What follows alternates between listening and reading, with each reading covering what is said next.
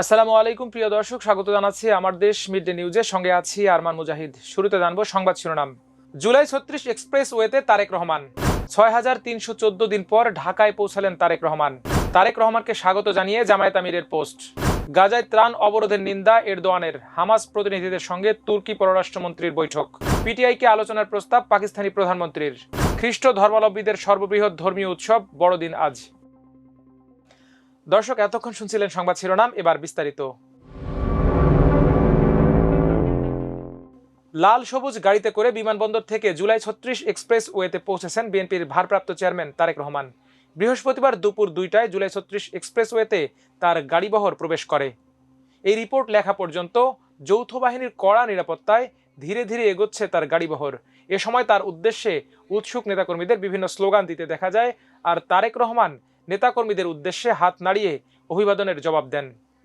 এর আগে ৬,৩১৪ দিন পর ঢাকায় পৌঁছান বিএনপির ভারপ্রাপ্ত চেয়ারম্যান তারেক রহমান। তাকে বহনকারী উড়োজাহাজটি বৃহস্পতিবার বেলা ১১টা ৪০ ঢাকার শাহজালাল আন্তর্জাতিক বিমানবন্দরে অবতরণ করে। ইমিগ্রেশন প্রক্রিয়া সম্পন্ন করার পর বিমানবন্দরের ভিআইপি লাউঞ্জে প্রথমে ফুল দিয়ে তারেক রহমানকে স্বাগত জানান দলের মহাসচিব মির্জা ফখরুল ইসলাম আলমগীর। পরে বিএনপির ভারপ্রাপ্ত চেয়ারম্যান মির্জা ফখরুল ইসলাম আলমগীর ও স্থায়ী কমিটির সদস্যদের সঙ্গে একে একে আলিঙ্গন করেন। এছাড়া উপস্থিত নেতাদের সঙ্গে কুশল বিনিময় করেন তিনি। পরে তারেক রহমানকে ফুলের মালা দিয়ে বরণ করে নেন তার শাশুড়ি। এ সময় তার সঙ্গে ছিলেন স্ত্রী জুবাইদা রহমান ও মেয়ে জাইমা রহমান এবং দেশে থাকা পরিবারের অন্য সদস্যরা। এর আগে যুক্তরাজ্যের লন্ডন থেকে রওনা হয়ে সকাল ৯টা ৫৫ তারেক রহমানকে বহনকারী উড়োজাহাজটি সিলেট ওসমানী আন্তর্জাতিক বিমানবন্দরে অবতরণ করে। সেখানে কিছু সময় যাত্রা বিরতি নিয়ে বেলা ১১টা ১২ ঢাকার উদ্দেশ্যে যাত্রা শুরু করে। তারেক রহমানকে বহনকারী বোয়িং ৭৮৭৮ ড্রিম লাইনার BG-202 ফ্লাইটটি স্থানীয় সময় সন্ধ্যা ৬টা ১৫ লন্ডনের হিথ্রো বিমানবন্দর থেকে ঢাকার উদ্দেশ্যে রওনা করে।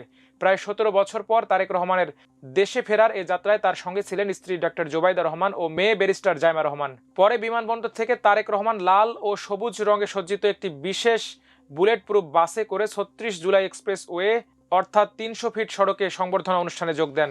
এরপর তিনি এভার কেয়ার হাসপাতালে মা বেগম খালেদা জিয়াকে দেখতে যাবেন বলে এই রিপোর্ট লেখা পর্যন্ত জানা গেছে। এদিকে দীর্ঘ ১৭ বছর পর বিএনপির ভারপ্রাপ্ত চেয়ারম্যান তারেক রহমান স্বদেশ প্রত্যাবর্তন করায় তাকে স্বাগত জানিয়েছেন জামায়াতের আমির ডক্টর শফিকুর রহমান। এ নিয়ে করা এক ফেসবুক পোস্টে ডক্টর শফিকুর রহমান লেখেন, জনাব তারেক রহমান সপরিবারে সুস্বাগতম। এছাড়া আন্তর্জাতিক অপরাধ ট্রাইব্যুনালের চিফ প্রসিকিউটর তাজুল ইসলাম তারেক রহমানের স্বদেশ প্রত্যাবর্তন প্রসঙ্গে নিজের ভেরিফাইড ফেসবুক আইডি থেকে এক পোস্টে লিখেছেন, এই মাটির সন্তানেরা আবার মুক্ত স্বদেশে ফিরে আসতে পারছেন, এটাই আমাদের জুলাইয়ের অর্জন। ইনকিলাব জিন্দাবাদ। এছাড়া জাতীয় নাগরিক পার্টি এনসিপির অন্যতম নেতা শারজিস আলমও তারেক রহমানকে স্বাগত জানিয়েছেন। তিনি এক স্ট্যাটাসে লেখেন, বিএনপির ভারপ্রাপ্ত চেয়ারম্যান জনাব তারেক রহমান প্রায় ১.৫ যুগ পর বাংলাদেশে ফিরছেন। স্বৈরাচার পতন, পরিবর্তিত পরিস্থিতি, নানা উত্থান পতন, রাজনৈতিক ক্রমধারার এক গুরুত্বপূর্ণ সময়ে গুরুত্বপূর্ণ চরিত্রে তিনি আজ বাংলাদেশে আসছেন। আমরা ২৪-এর অভ্যুত্থান পরবর্তী বাংলাদেশে তাকে স্বাগত জানাই। এদিকে তুরস্কের প্রেসিডেন্ট রিসেপ তাইয়েপ এরদোয়ান বলেছেন, মন গড়া অজুহাত দেখিয়ে গাজায় মানবিক ত্রাণ প্রবেশে ক্রমাগত বাধা সৃষ্টি করছে ইসরায়েল। ত্রাণ প্রবেশে বাধা দেয়ায় দখলদার ইসরায়েলের নিন্দা জানান তিনি। সেই সঙ্গে তেল আবিব যুদ্ধবিরতি চুক্তি মেনে চলতে ব্যর্থ হয়েছে বলেও অভিযোগ করেন। বুধবার আঙ্কারায় জাস্টিস অ্যান্ড ডেভেলপমেন্ট পার্টি অর্থাৎ একে পার্টির এক সভায় তিনি সব কথা বলেন।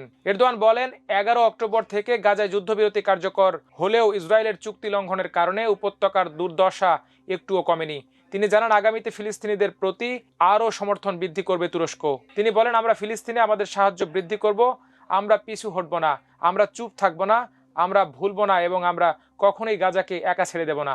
এরদোয়ান জোর দিয়ে বলেন, তুরস্ক শান্তিকে সমর্থন করলেও অন্যায়কে মেনে নেবে না। তুর্কি প্রেসিডেন্ট আরও বলেন, সকলের জানা উচিত অতীতের মতো আজও আমরা শান্তির পক্ষে, তবে এর অর্থ এই নয় যে আমরা অন্যায়কে মেনে নেই বা নিপীড়নের মুখে নীরব থাকি।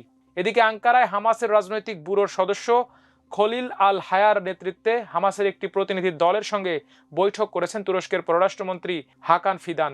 বৈঠকে ফিদান ও হামাসের প্রতিনিধি দল গাজার সর্বশেষ পরিস্থিতি নিয়ে পর্যালোচনা করেন। বুধবার তুরস্কের পররাষ্ট্র মন্ত্রণালয় এ তথ্য জানায়। বৈঠকে গাজা শান্তি পরিকল্পনার দ্বিতীয় পর্যায় নিয়ে মতবিনিময় করেন তারা।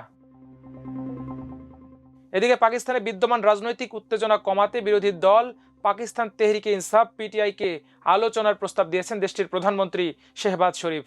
এর আগে বিরোধী জোট পিটিআই এর একটি অংশ তেহরিকে তাহফুজ আইনি পাকিস্তান টিটিএপি সংলাপের দরজা খোলা আছে বলে ঘোষণা দেয়। মঙ্গলবার ইসলামাবাদে ফেডারেল মন্ত্রিসভার বৈঠকে সভাপতিত্ব করার সময় শেহবাজ শরীফ এ প্রস্তাব দেন।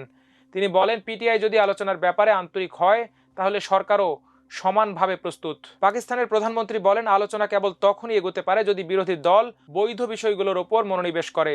দেশের উন্নয়ন ও সমৃদ্ধির জন্য সব দলের মধ্যে রাজনৈতিক সম্প্রীতি অপরিহার্য বলেও জোর দেন তিনি। তবে আলোচনার প্রক্রিয়া শুরু করতে এখন পর্যন্ত কোনো পক্ষই সুনির্দিষ্ট কোনো পদক্ষেপ নেয়নি।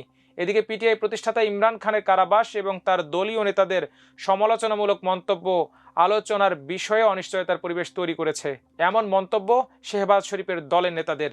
এর আগে শনিবার তোষাখানা 2 দুর্নীতি মামলায় পাকিস্তানের একটি আদালত দেশটির সাবেক প্রধানমন্ত্রী ইমরান খান ও তার স্ত্রী বুশরা বিবিকে 17 বছরের কারাদণ্ড দেয়।